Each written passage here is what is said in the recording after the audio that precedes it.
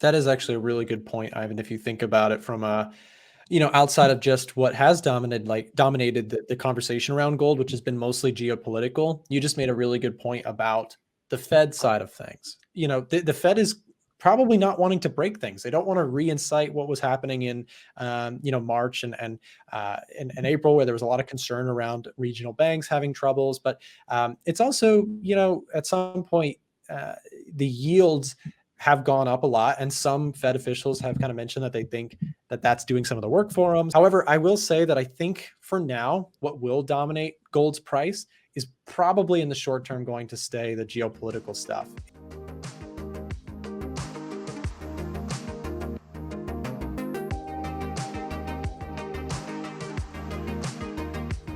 I wanted to chat with you about the commitment of traders data here and see what is kind of the latest out of this.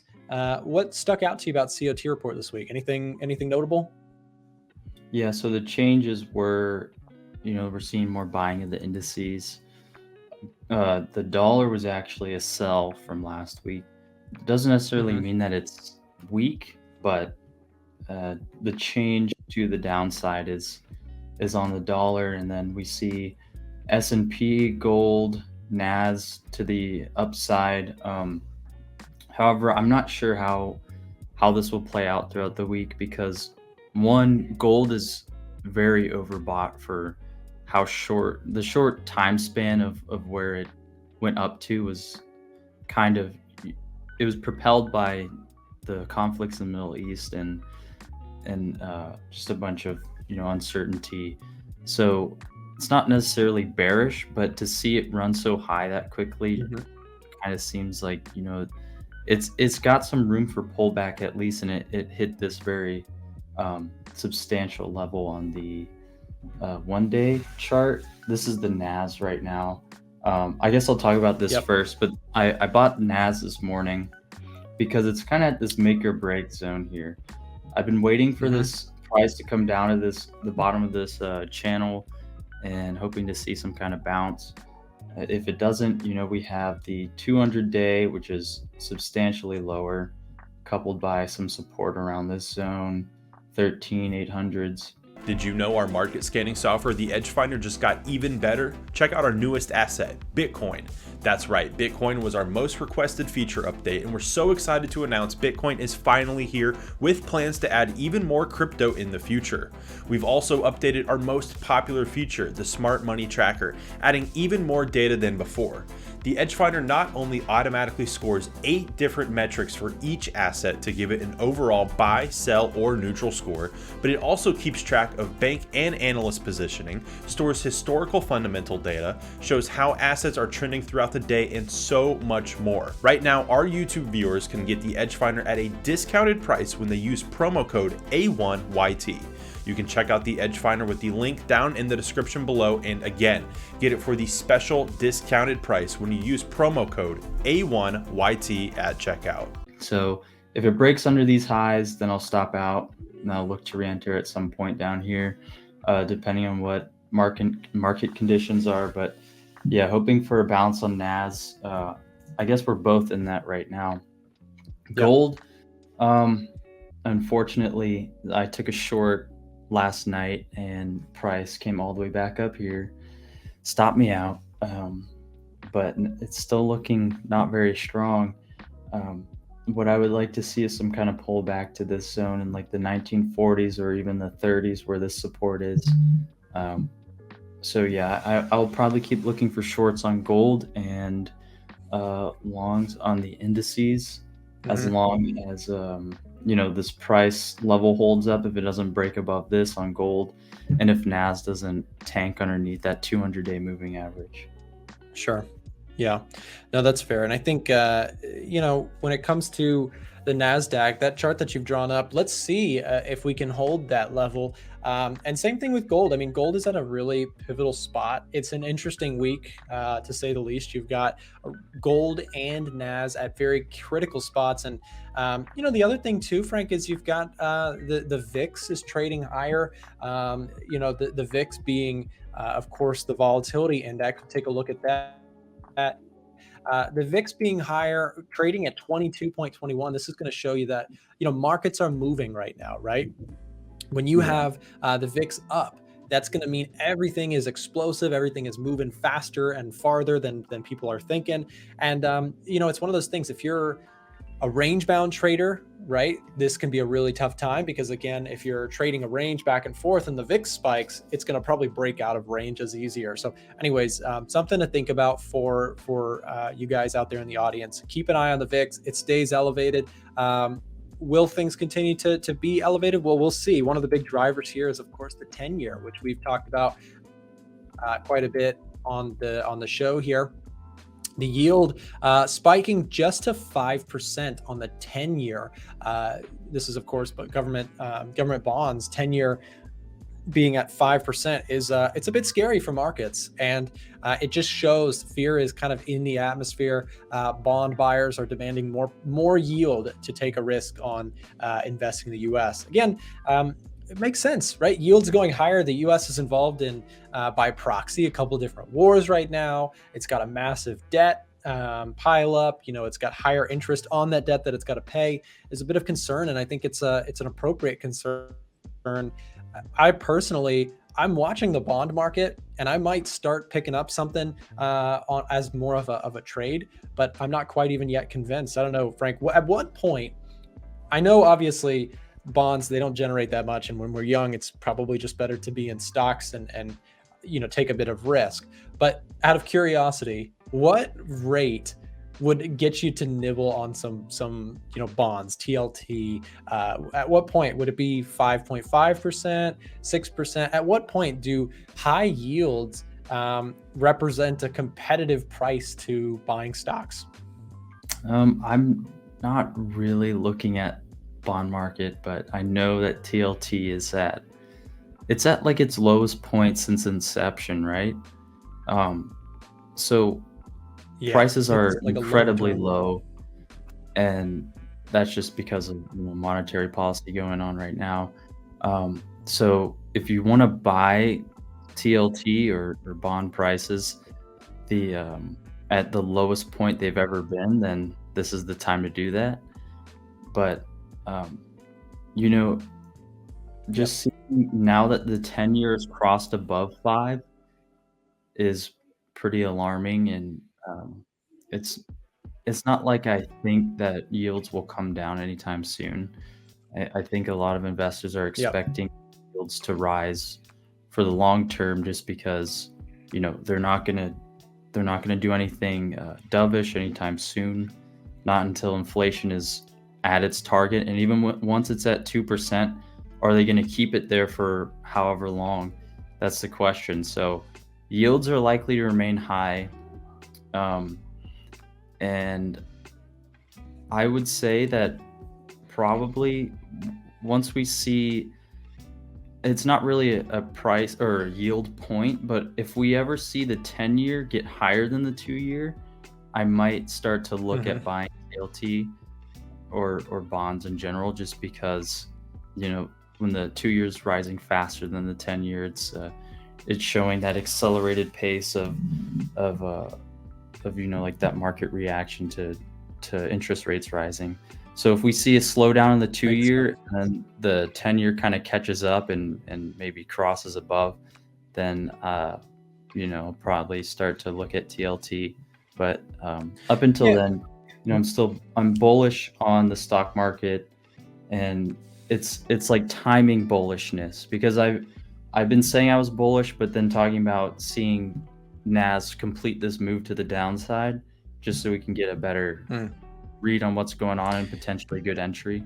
So yeah, you've definitely been more patient than I have been on the indices. I've been taking some L's recently on the indices, and we'll see if we can catch something this week. Again, earnings week coming in hot. And last thing I will say, guys, some people are less interested when we talk about bonds and yields, but if you're a gold trader, guess what? It is one of the most driving things to gold's price, because I want to offer this thought to you.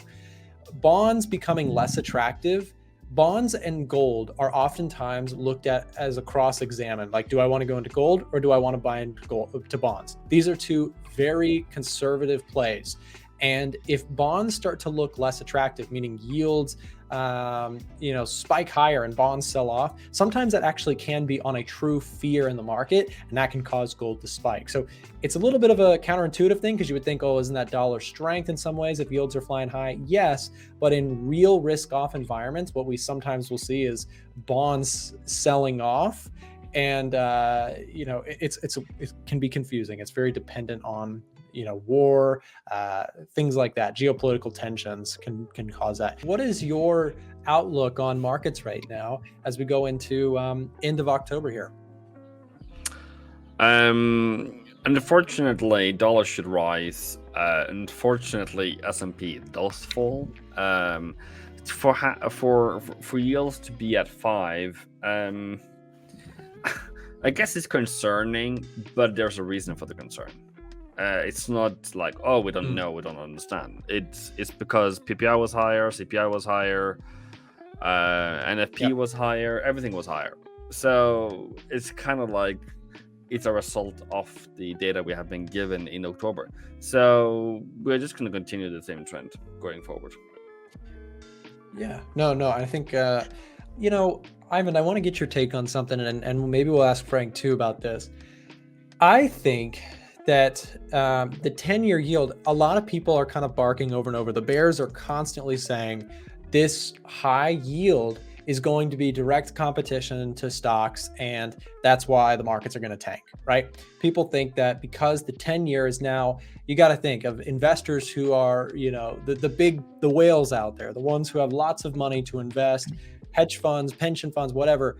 They're going to start looking more attractively at bonds where they can get 5%, which is a good return if you're being super conservative and you're just trying to protect your assets, which is what many very wealthy people are trying to do. This looks more attractive. And for the first time in a while, you're getting an attractive rate on yields. But I think, in an environment where inflation is expected to be high and growth is also expected to be high, I personally don't think that 5% is that attractive, and that stocks can actually still rise in this environment. So for indices traders out there, what do you guys, what do you think? Ivan, you first, and then I'll ask Frank the same question. 5% inflation adjusted isn't great. It is 1.4, I think it is right now. So if inflation is 3.6, then and yeah, maybe at 1.3, so it's not fantastic. It's not a fantastic investment. But as I just showed you guys, yield what do you call it? Yield today for this year, on S&P is 10%. It was 11 on Friday. So it's still a great year return on the stock market so far this year. It hasn't been horrible, even though this October hasn't been great for me. Right. It doesn't mean that everything is collapsing, everything is dying, and we're not going to get any profits whatsoever. So for me, yes, 5% is high. S&P 500 is still higher by 10% by so far this year. And are we going to continue that trend? Yeah, I think both are going to increase, funnily enough, which is going to kill the 60-40 portfolio rules. Yeah. I'll remember that words later.